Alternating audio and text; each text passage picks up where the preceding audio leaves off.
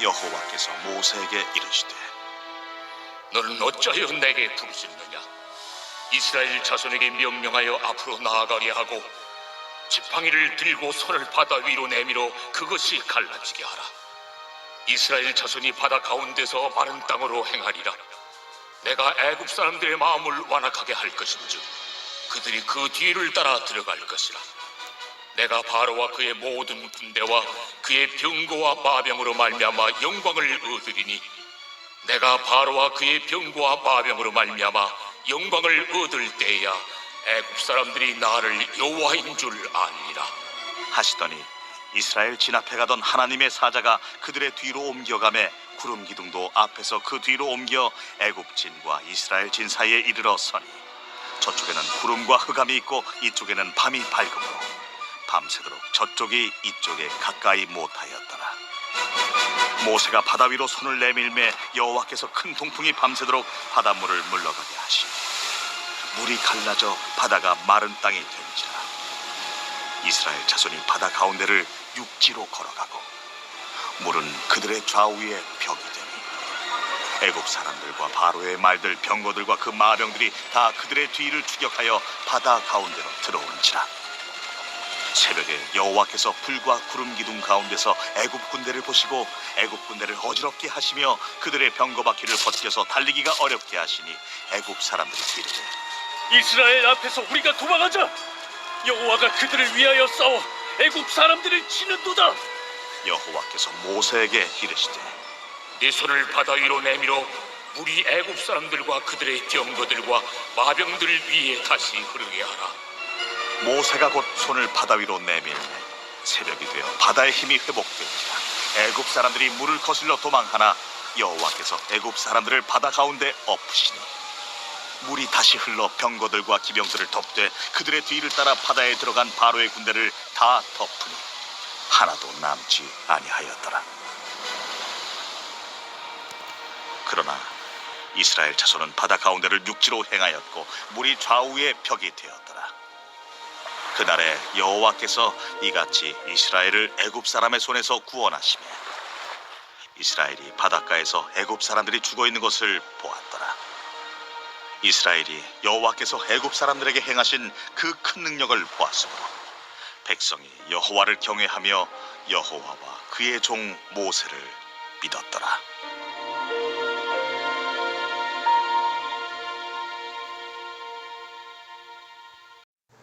앞에는 홍해바다, 뒤에는 바로의 군대가 있습니다. 정말 막다른 그런 골목이었죠. 그런데 그러한 진퇴양난의 상황은 하나님께서 일부러 하나님의 영광을 위하여 연출해 놓으신 상황입니다. 17절 후반부에 보시면 하나님께서 이렇게 말씀하시죠. 내가 바로와 그의 모든 군대와 그의 병거와 마병으로 말미암아 영광을 얻으리니 라고 합니다.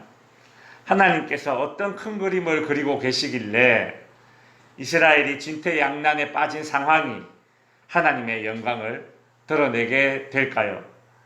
모세가 하나님께 부르짖자 하나님께서 모세가 무엇을 행해야 할지를 가르쳐 주십니다. 하나님은 모세에게 지팡이를 들고 손을 홍해 바다 위로 내밀라 라고 하십니다. 그러자 큰 동풍이 불어 바다가 갈라지고 이스라엘 백성들은 그 바다를 마른 땅 건너듯이 그렇게 건너게 됩니다. 그리고 뒤따라 오던 바로와 그 군사들도 이스라엘 백성들을 추격하여 바다 안으로 들어오게 됩니다. 그때 하나님께서 불기둥과 구름기둥으로 애굽 군대를 공격하여서 애굽 군대가 이스라엘 백성들을 쉽게 따라잡지 못하게 만듭니다. 이를 보고 애굽 사람들은 이렇게 말합니다. 25절에 애굽 사람들이 이르되 이스라엘 앞에서 우리가 도망하자 여호와가 그들을 위하여 싸워 애굽 사람을 치는도다 라고 하죠. 맞습니다. 애굽 사람들이 보기에도 자신들이 지금 이 싸움은 이스라엘 사람들과의 싸움이 아니라 하나님과의 싸움이라는 것을 깨닫게 되었습니다.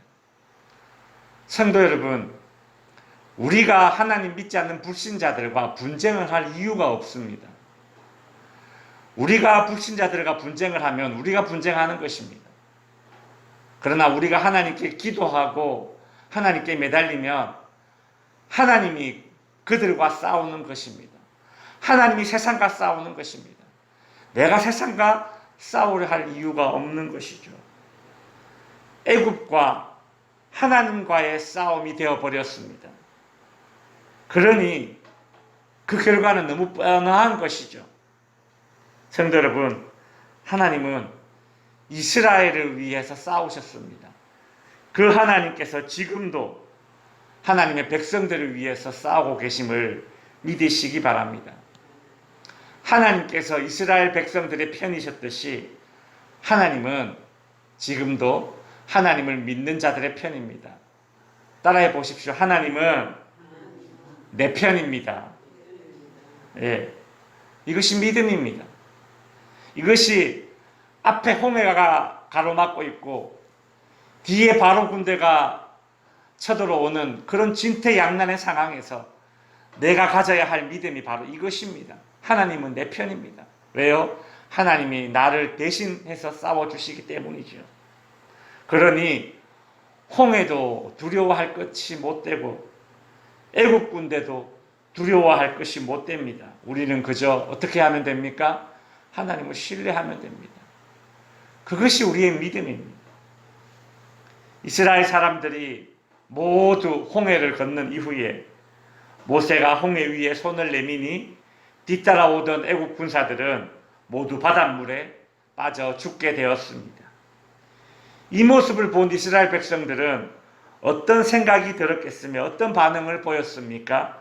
30절과 31절에 보시면 그날에 여호와께서 이같이 이스라엘 사람을 애굽 사람의 손에서 구원하시매 31절 이스라엘이 여호와께서 애굽 사람들에게 행하신 그 큰 능력을 보았으므로 백성이 여호와를 경외하며 여호와와 그의 종 모세를 믿었더라. 이 결과를 만들어내기 위해서 하나님께서 이스라엘 백성들을 일부러 진퇴양난에 막다른 골목에 빠뜨렸던 것입니다. 이스라엘 사람들은 막다른 골목, 진퇴양난에 빠지고 나서야 하나님께서 자신들을 위해 싸우시는 모습을 보고 난 이후에야 하나님을 경외하며 자신들을 애굽에서 이끌어낸 모세의 말을 믿게 되었다라고 성경이 기록하고 있죠. 참 하나님 자신을 믿고 따르게 하기 위해서 이런 모든 우리 주변의 상황들을 이끌어 가신다는 것입니다. 하나님이 우리의 믿음을 더욱더 견고하게 하기 위해서 우리 주변의 모든 상황들을 다 이끄신다는 것입니다. 그러니 우리는 우리 주변에 일어나는 모든 상황들, 진퇴양난의 상황을 포함한 모든 상황들 속에서 하나님을 경외하며, 그죠? 우리의 믿음이 더욱더 굳건해져야 되는 것이죠. 말씀을 정리하겠습니다. 성도 여러분, 우리가 만일 진퇴양난의 상황에 큰 어려움에 놓여진다면 우리는 어떻게 해야 되겠습니까? 먼저 이런 생각 가져야 됩니다. 하나님이 또 나를 위해서 큰 그림을 그리시고 계시는구나. 그런 생각을 가지셔야 됩니다. 내가 진퇴양난에 빠졌네. 내가 망했네. 오도 가도 못했네. 이것이 아니라 하나님이 또 나를 어떻게 구원하시려고 이 상황에 몰아넣으셨을까? 그런 생각을 가지셔야 돼요. 그래야 기도하게 되고 하나님 이번에는 어떻게 살아 역사하시겠습니까? 그렇게 하나님의 음성에 귀 기울이는 자가 되는 것입니다. 하나님을 더욱 신뢰하며 하나님을 더욱 붙드는 자가 되는 것이죠. 하나님의 백성들에게 큰 어려움이란 그저 하나님의 큰 능력을 보게 될 기회일 뿐입니다. 한 번만 더 따라해 주십시오. 큰 어려움은 하나님의 큰 능력을 보게 되는 기회이다. 아멘. 기도합시다.